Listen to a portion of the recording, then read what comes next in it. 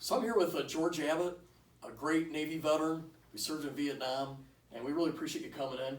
So George, can you tell us what years did you serve in the Navy? I was from 63 to 69.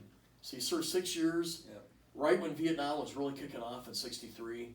And I think 1969 was probably the height of our Right. involvement in Vietnam, right? Yeah, my first in-country activity was over there in late 67, early 68, so Yeah. we were right there for the Tet offensives. Wow. Yeah. So you were trained to do what? What was your specialty? I was underwater swimmer, diver. Underwater swimmer, diver. So what kind of things would you do as a diver in the Navy? Well, it depends. A lot of times it was just bottom searches, and when things went wrong with the screws and props and stuff, you went down and on round, get ropes around them and stuff like that. So you were working on, like, to help maintain ships underwater. When Right. you go underneath to help work on the ship. Yep. And we did a little bit of reconnaissance diving up north of the DMZ, but we didn't do too much. We'd go in and get right back out. We were just Yeah. checking on stuff. So, but it was nerve-wracking nonetheless. So, Did they teach you how to do demolition charges or anything like that? yeah, we originally were scheduled into EOD, and then they moved us out of EOD and went more into line. They made me a gunnery officer on a destroyer, but I had the collateral duty for the squadron of doing diving. So, Yeah.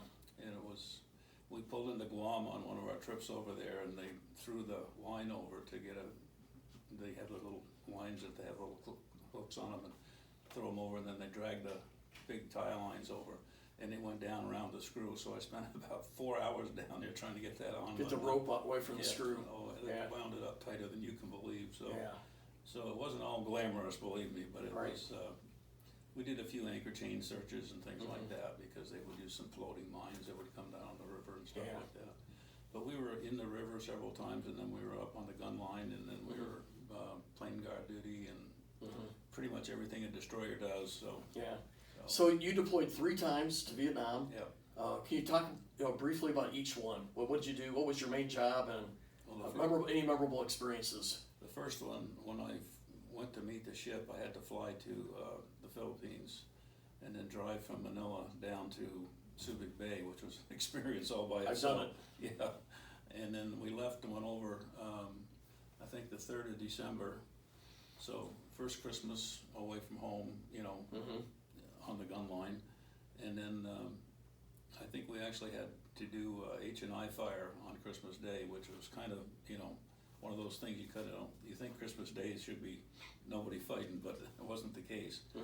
And then we were over there. The ship was supposed to deploy and come home in March, I believe, and then the E-1B and the Pueblo incidents came up. So we Yeah, were it was sent, North Korea. yeah, Right. we were sent up to North Korea, so we got Yeah. North Korean ribbons too. So. Yeah.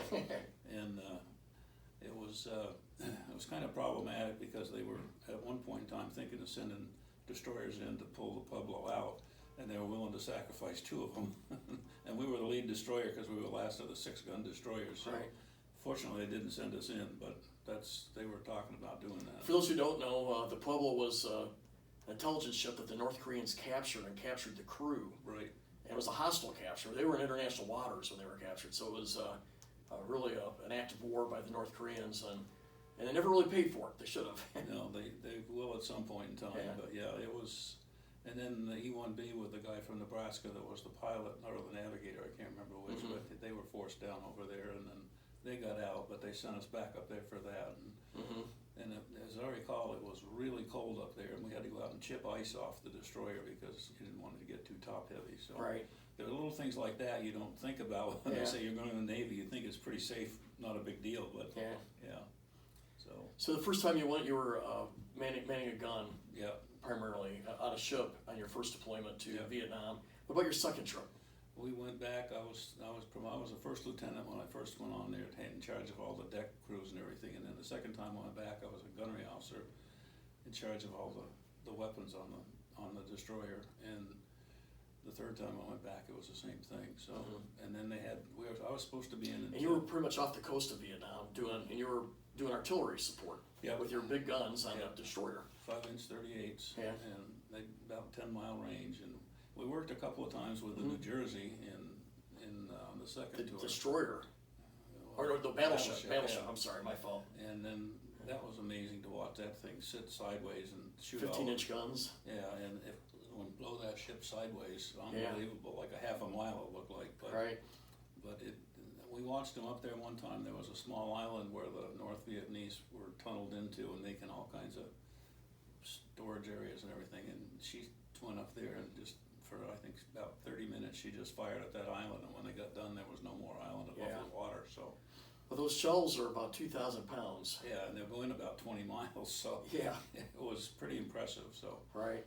But most of our time was lifeguarding for aircraft carriers, and then doing search and rescue for pilots that were down and stuff like that. So when you were in, was the nickname for destroyers still tin cans? Oh yeah, the tin can. I think it's a funny nickname for a destroyer. If you ride them very long, you won't think so. But yeah. Yeah. My skipper was a maritime graduate, merchant marine graduate. And it was funny because he and I, when we get underway, the first 2 days we were always seasick. Yeah. And I didn't feel bad because he was a professional and I wasn't. So. Yeah. But once you got your legs under you, it wasn't bad. We had some really rough water. It's a small ship on a big ocean. The top of the mast up where the gun director was about 96 feet above the water. And we had 2 typhoons we went through where we had green water going over the top of that. So wow. And that makes you wonder if you're going to come back up because you go up and you come down. And the danger with the down is if the screws don't get back fast enough, they'll actually screw you down into the water. Wow. So yeah. We did a little bit of that, and then rolling over. I think our riding arm was about 49 degrees, and we were 47 twice. So that'd be scary. You feel like you can reach out and touch the water, but it was. We did a lot of work with the Marines. We had a lot of Army guys come in on helicopters and do a reconnaissance thing and stuff like that. So. Well, George, when you look back, what's your main thought about your 6 years of service? How do you reflect on it? Well, it's interesting because I grew up in the John Wayne era, and you always thought that's if you were asked to go serve, you served. It didn't have wasn't a thought of not going in. And then when you came home, it was so different. It was like you were just discarded as a pile of junk and told not to wear your uniforms on for the base and stuff like that. So. But, in looking back on it, I made a lot of friends and people that I'm still friendly with today. And then through our local Vietnam chapter, I made a lot more friends. And it's interesting because one of the best friends I made in our chapter is currently in the hospital with pneumonia, unfortunately. But he was a enlisted guy. He was an MP, very liberal, very black. And I was an officer and a white guy and very conservative, and we've become the best friends just because of the Vietnam experience. So it's when they say you don't have any enemies or you don't have any atheists in a foxhole, you don't have any atheists amongst when you have friends like this because you just really get cemented with them. So it's I think we see in Congress too. Veterans work pretty well together, even if we disagree on policy. I think there's we love our country and we want to make our country work. And I think we have a little more pragmatic view of trying to, we don't want to go against our values, but if I can find areas where we can agree, we'll make that work. Well, you got to, in today's world, as you know, being down there, I was down there when Reagan was in charge, was the president, and I was president of the NSBA. And so we worked very closely with all the various people. Lowell Weicker was, big Democrat then, but he was you could go approach him and talk to him. He was not an idiot about things like we got some of them today. So I think that's the thing that's missing is we need more people that understand the value of this country and have some patriotic feeling for it. Because that's the piece that's missing in my opinion. So. Well, we love our Navy. I served a tour on the aircraft carrier as an Air Force guy. And so I guess I've had an opportunity to serve with all the services in one way or the other way, but we honor your time in Vietnam. And by the way, you raised a good point. Every veteran that was sent to Vietnam did it because their country asked them to. And it was a disgrace how many how they were treated on the way home. But I think America learned from it. And I deployed 4 times, Iraq and Afghanistan. And I think folks treated me very well on the way home. And I think because we knew that wasn't right in Vietnam. I think our country, you helped teach the country that was unacceptable. And I think the veterans today have benefited from that learning experience, and we learned from it. So we appreciate how you taught the country to be better.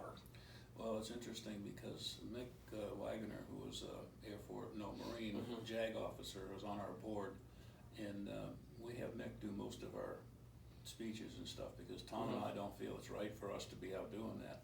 But Mick says the same thing. He served over there, and he said when he came back, it was just like a big celebration. He came back 3 times. Yeah. And Well, we learned from the experience of Vietnam. Don't blame the veteran, yeah, or don't blame the serviceman or woman if you don't agree with the war. It's a decision made by the president, yep, the voters, and Congress. Not the serviceman or woman. They're No. there to do what the country has to do, and that's what you did. yep, And I feel bad. My father-in-law, or I should say, my son's father-in-law, was wounded twice in Vietnam as a Marine sniper, and never got a welcome home, and treated bad. And it bothers me to this day. The poor guy was in hell in Vietnam, and sniper, and wounded twice, and not welcome home. It was just a travesty. Well, if you had any friends that had their name on the wall, you instantly understood what it meant to sacrifice. And Right. one of the things we're doing right now, and you're probably aware of it, but when the Evans was cut in half by the Melbourne, Yeah, I remember reading this. there was 74 sailors that died on that. 4 of them were from Nebraska. And of course, I was not from Nebraska at that time, so I didn't understand the relationship. But when we started building this monument, the family contacted us and wanted to know if we were gonna put the Sage brothers, the 3 Sage brothers that died, on the wall. And I said, well, we had to follow the protocol for the national wall. And then I got to looking into it, and I said, you know, basically that was BS because, so we've got their names and the guy from Hogston from Beatrice on there. And, you know, there's little things like that that connect the communities. And Right. those people up in Niobrara are so passionate about getting the 74 names on the big wall in Washington. I hope they get that done, but it's, there's a lot of people paid a lot of price for various different things, even in the newer wars. It's not just Vietnam, but. George, we thank you. We appreciate it, and thanks for sharing your story with Nebraska 2nd District. Happy to do it. Yeah.